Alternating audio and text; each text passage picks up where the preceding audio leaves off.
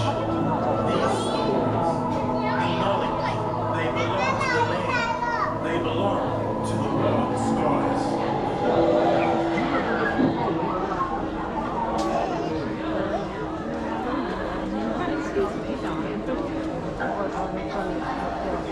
The power of flight has given birds an edge over most other creatures, allowing them to travel further and wider in search of food and live where no other creatures can go.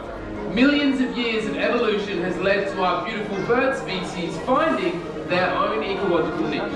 And the First Nations people of Australia have made connections with all creatures that roam these lands, witnessing animals walk the earth that once came from the sea and today fly across our skies. Well, good afternoon everybody and welcome to Currumbin Wildlife Sanctuary, but of course a very special welcome to our Wild Skies Free Flight Bird Show. My name is Nate and together with the team out back and our beautiful feathered ambassadors, we're going to take you on a Wild Skies journey. So kicking off the show, they're already making their way down here this afternoon. These are our beautiful black kites. So joining us for this afternoon's show, we have Ash and we also have Brooke. Now these beautiful kites can be found in a variety of different habitats out there in the wild, from timbered watercourses, grassy plains, even around our outback towns. Now we do only have two out here for you today just to give you a small example of the species, but in the wild they can actually be found in flocks of hundreds, sometimes even thousands, especially around events like cane cutting season and even grasshopper plains are a pretty common place that you will see this beautiful bird of prey. Now, what I'm showcasing for you this afternoon as well, I'm not just having a grand old time throwing food in the air, this is actually showcasing what these birds will do out in the wild. So it's a feeding technique that they use and we refer to it as feeding on the wing. Pretty self-explanatory. Basically, what you'll notice they'll do, they'll catch the food in their talons, they'll pass it up to their beak and eat it all whilst they are in the air. So this is a really energy efficient way for them to feed out in the wild because they don't have to land to consume that food. And it also means they're less vulnerable or at risk of perhaps another bird swooping in and stealing their lunch that they've worked so hard to find. But a really interesting fact about the species is that they have a very strong association with fire. The First Nations people of the Northern Territory actually call this species of raptor the firehawk. Now the way they've earned that really awesome nickname is these birds are actually not afraid to hunt around our bushfires. But it gets cooler, they'll actually use that fire as a tool for hunting. What they will do is they will stoop down to the ground, they will pick up sticks and twigs that are on fire, carry them to a new location, drop them and start their own bushfires. But why would they do this? Well basically, then these intelligent hunters, they get to eat any of the insects or animals that might be fleeing that fire that they actually help spread themselves. So a really cool way they're using fire as a tool, which isn't really heard of in many other species, and they're even kind of cooking their lunch at the same time. So a pretty smart bird, and one that we are very lucky to have here in Australia. But they have done a great job kicking off the show. Ladies and gentlemen, give it up for Ash and Brooke, our beautiful black kites.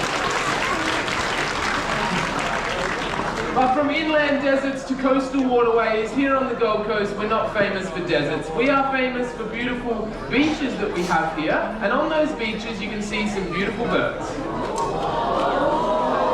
I'm talking about the feathery kind, of course. Black marlin, our Australian pelican. With a wingspan that can reach up to 2.5 meters and males exceeding weights of 7 kilograms, you are looking at Australia's heaviest flying bird. Now what these birds can be seen doing is skiing on into our canals and waterways, even the oceans out there, and they'll use that elongated bill and throat pouch like a fishing net. Plunging it into the water, they scoop up the fish, empty out the water content, and then they'll swallow the fish whole. Now, pelicans don't have to worry about chewing on their food either, and that is because they actually have 3 stomachs, so that does pretty much all the work for them. Now that bill can get to an impressive 50 centimeters long, and their throat pouch can hold 13 liters of water. And it's really sensitive, so they can feel when a fish swims in. But this way of fishing, it does leave marlin and other pelicans susceptible to being hooked and entangled in fishing equipment. It only takes one negative action like leaving behind rubbish to cause harm to these beautiful birds, and really only one positive action like if we clean up after ourselves to take care of them. And why wouldn't you want to take care of birds like Marlin when he even knows the pelican strut? Hit it, Marlin. Ladies and gentlemen, the world's most handsome pelican.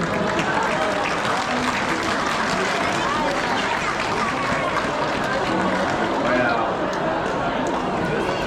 It gets slower every time we do it, I swear.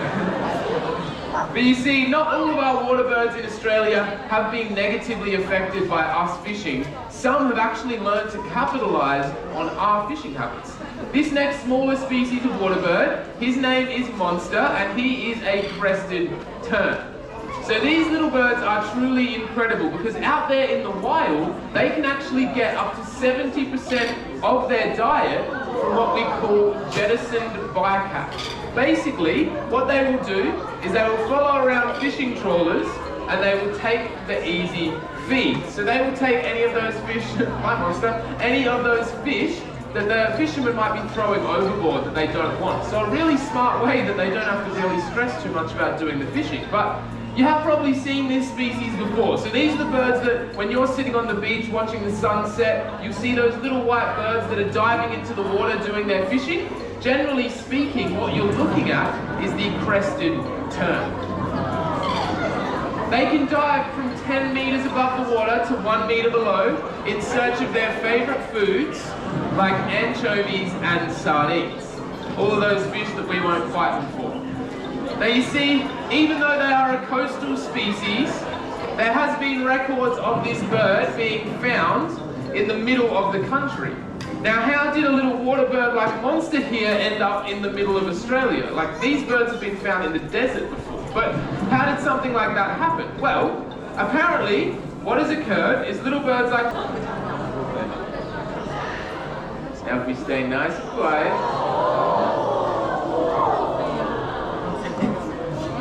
You may have... And that is because these owls have also mastered the art of silent flight. So as she flies overhead, you won't hear a single wing beat